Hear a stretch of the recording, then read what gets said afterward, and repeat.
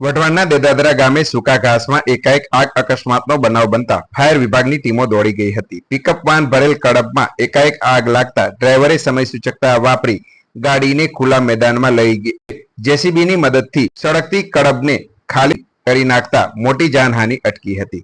ખુલ્લા મેદાનમાં ઘાસના પૂડા સળગતી હાલતમાં જોવા મળતા આજુબાજુના લોકો પણ ઘટના સ્થળે એકઠા થઈ ગયા હતા। ફાયર વિભાગની ટીમો પણ ઘટના સ્થળે પહોંચી હતી અને પાણીનો મારો ચલાવીને આગ પર કાબુ મેળવવામાં આવ્યો હતો।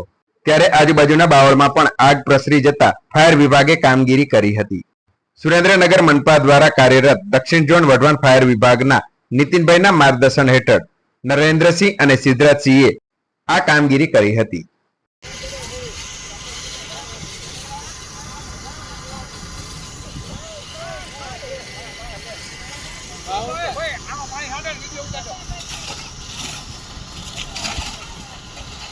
No, ya tengo un montón de